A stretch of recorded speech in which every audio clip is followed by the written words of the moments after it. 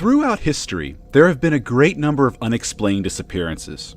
People vanishing seemingly without a trace. Many of these accounts don't appear to be otherworldly, despite being classified as unsolved. However, there are some stories that will send chills down your spine. The following 5 mass disappearances are among the most unsettling out there. Join me now in exploring them. The Top Files. The first story is absolutely legendary. It is a story of the lost colony of Roanoke, a settlement established in 1585 on the Roanoke Island, which is currently part of Dare County in North Carolina.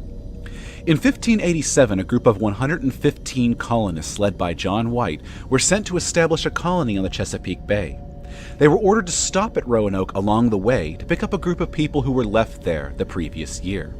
But upon arrival, they found nothing except a single skeleton. For reasons uncertain, the master pilot insisted that they establish a new colony on Roanoke instead of continuing on to their previous Chesapeake Bay destination, and so they did.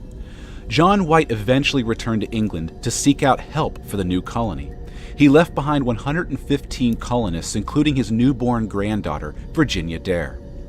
3 years later, White was finally able to return, and he landed on Roanoke on August 18, 1590. Upon arrival, he found the colony deserted. There was not a single trace of any of the 115 colonists who had settled there, nor was there any signs of struggle or violence.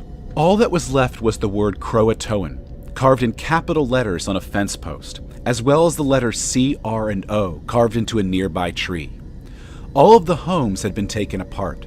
Before leaving for England, John White had asked the colonists to carve a Maltese cross into a tree if they were forced to abandon the colony.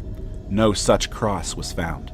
To this day, only theories exist as to what might have happened to the colonists sometime before the date of August 18, 1590. Even a genetic testing project has found no trace of their continued lineages. What do you think? Let me know in the comments below. The next story is one you may find creepier than the Roanoke story. It details the disappearance of a World War I battalion on August 21, 1915. Only this time, there was a witness who gave testimony. A British battalion known as the Sandringhams were making a charge against a Turkish enemy. A New Zealand soldier named Frederick Reichardt claimed that 6 to 8 gray-brown loaf-shaped clouds were hovering above the area of the charge.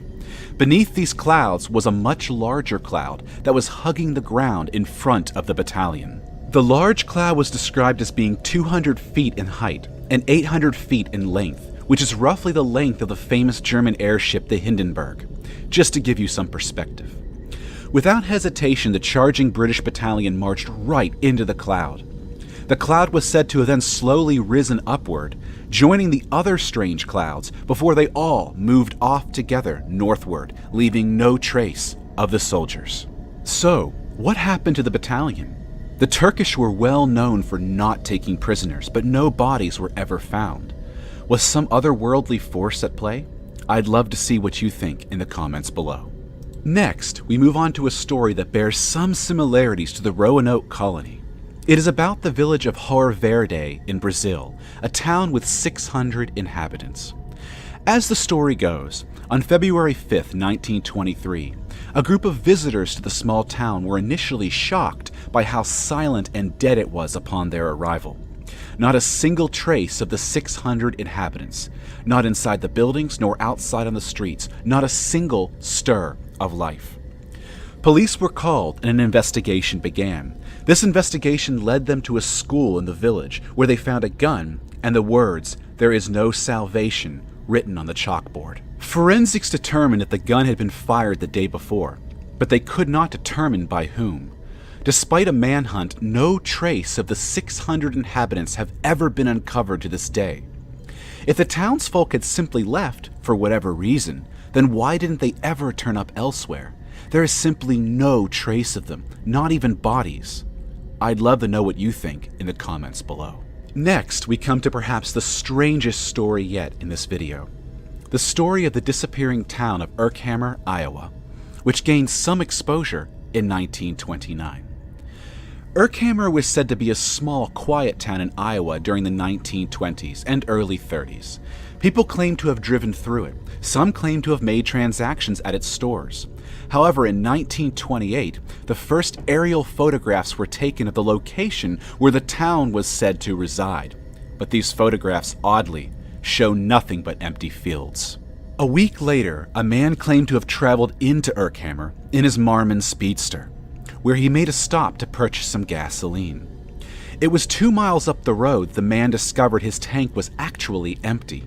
Infuriated, he returned to Urkhammer on foot to confront the shop owner. However, no matter how far he walked along that same road, he never encountered the town. The man was incredibly shaken up by his experience and later required a stint of mental health treatment. His story was published in the Davenport Clarion Sun-Telegraph newspaper in 1929, one of the final stories it ran before going out of print. For the next couple of years, drivers claimed to wave at children playing in the streets of Urkhammer while making their ways along Route 41. Then in 1932, things got really weird. A group of Illinois farm families on their way out to California decided to spend the night on the outskirts of Urkhammer. They stopped into the town to pick up supplies, but when they tried to climb the stairs up to one of the general stores, their feet passed through the first step as if it wasn't there. A group of 12 people witnessed this phantom event. When the neighboring town's police went to go investigate, they too experienced something similar when trying to knock on the door of the Urkhammer Sheriff's Office. Their hand glided through the door as if it were not there. In the days ahead, much to the surprise of passerbys, where once stood the town of Urkhammer was only empty fields and rotting fences. The town had vanished. What do you think? I'd love to hear in the comments below. The final story recalls the Eskimo fishing village of Lake Anjikuni in Canada. In November 1930, Joe LaBelle, a Canadian fur trapper, traveled by foot into the fishing village, which normally was bustling with some 2,000 Eskimos. However, instead of being met by the expected village life, he was met by utter silence. There were huts and fish storehouses, but no signs of the villagers. Even weirder yet, there wasn't a single human track leading out of the village. Later, the Royal Canadian Mounted Police investigated, sending out a search party, but no trace of the villagers was ever found. There were, however, some very strange discoveries. Buried 12 feet under a snowdrift at the perimeter of the village, the search party found the Eskimo sleigh dogs all starved to death. They also discovered supplies of food just left behind in their huts, which made no sense to the investigators. Finally, it was discovered that all of the Eskimos' ancestral graves were emptied. So not only had the villagers vanished, but so had their dead. Later that same night, the mounted police witnessed an eerie blue glow on the horizon, which was not an aurora borealis. The light seemed to throb before fading into darkness.